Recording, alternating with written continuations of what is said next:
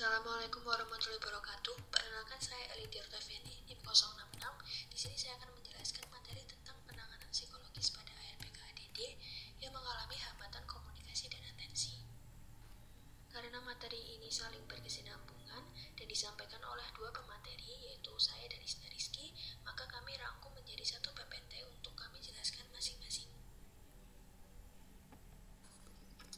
Untuk penanganan anak ADD sendiri diperlukan adanya penanganan khusus agar anak dapat lebih fokus dan tahan lama ketika anak melakukan suatu kegiatan.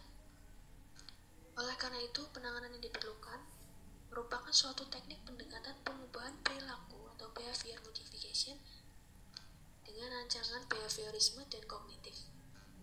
Dengan pendekatan itu diharapkan anak dapat lebih perhatian dan dapat berkomunikasi dengan orang lain secara normal. Terdapat 3 tahap perubahan perilaku tersebut. Yang pertama shaping, yang kedua chaining, dan yang ketiga maintaining behavior. Selanjutnya yang pertama adalah tahap shaping. Pada tahap ini dilatih kefokusan anak dengan perlakuan hangat dan sabar, tetapi konsisten dan tegas dalam menerapkan norma dan tugas. Kalau anak tidak bisa diam di satu tempat, coba pegang kedua tangannya dengan lembut, kemudian ajak untuk duduk dan diam. Mintalah agar anak menatap mata lawan bicaranya ketika bicara atau diajak berbicara. Nah, dalam tahap ini bisa dilakukan dengan media berupa gambar untuk mengidentifikasi benda dengan cara memilih benda yang disebutkan. Kemudian setelah anak telah betah untuk duduk lebih dari 1 menit, bimbinglah anak untuk melatih koordinasi mata dan tangan dengan cara mengumpulkan titik-titik yang mengenal bentuk angka atau huruf. Selain itu, anak bisa dilatih menggambar bentuk sederhana dan mewarnai. Dapat pula mulai diberikan latihan berhitung dengan berbagai variasi penjumlahan dan pengurangan yang sederhana. Selanjutnya yang kedua adalah tahap chaining. Dalam tahap ini dibangkitkan kepercayaan diri anak dengan teknik pengelolaan perilaku, yaitu penguat positif. Misalnya memberikan pujian bila anak dapat merangkai huruf membentuk kata dengan tertib. Tujuannya untuk meningkatkan rasa percaya diri anak. Dalam hal ini, anak merangkai huruf membentuk kata secara bertahap. Selanjutnya yaitu dikenali arah minatnya, yaitu dengan cara mengamati setiap tingkah laku anak dan menganalisis tujuan dari keaktifan anak tersebut. Yang paling penting adalah mengenali bakat anak secara dini. Kemudian diminta anak untuk berbicara. Maka bantulah anak dalam bersosialisasi agar ia mempelajari nilai-nilai apa saja yang diterima di kelompoknya. Baik, saya Isna Rizky Hidayati, NIM 067, mau melanjutkan materi dari Eling. Yang ketiga adalah tahap maintaining behavior, di mana disediakan struktur kegiatan harian.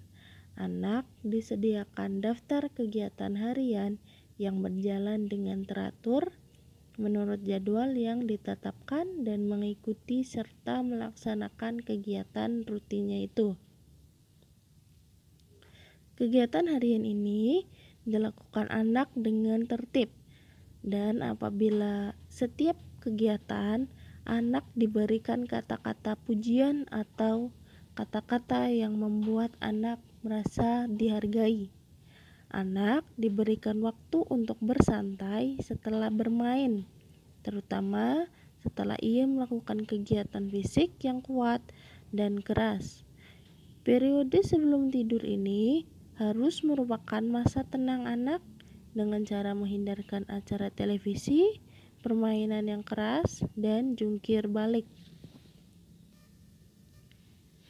Berikut adalah contoh struktur kegiatan dari setiap tahap.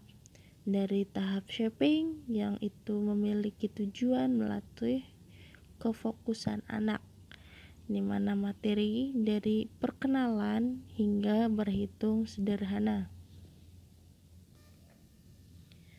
Kemudian tahap yang ketiga yaitu ada chaining, yang memiliki tujuan melatih kepercayaan diri, yaitu dari mulai merangkai kata dengan dua huruf hingga merangkai kata dengan 9 huruf. Dan yang terakhir yaitu ada yang contoh struktur kegiatan maintaining, yaitu tujuannya untuk melatih komunikasi anak. Dan kegiatan ini dapat dilakukan setiap minggu dalam beberapa bulan hingga anak mampu berkomunikasi dengan lancar. Kesimpulan dari materi yang kami sampaikan yaitu yang pertama, tahap pertama anak mulai fokus dengan kegiatan cara menghubungkan titik-titik yang membentuk angka atau huruf. Selanjutnya, anak diberi latihan menggambar bentuk sederhana dan mewarnai. Bisa pula mulai diberikan latihan berhitung dengan berbagai variasi penjumlahan dan pengurangan dalam waktu 2-5 menit. Pada tahap yang kedua, anak diharapkan mulai tumbuh kepercayaan diri. Dan yang ketiga yaitu anak mulai membiasakan diri dengan jadwal kegiatannya. Baik, sekian presentasi dari kami. Mohon maaf apabila ada kekurangan kata ataupun salah. Kami memohon maaf. Apabila ada yang ingin ditanyakan, silakan ditanyakan di WA group. Terima kasih.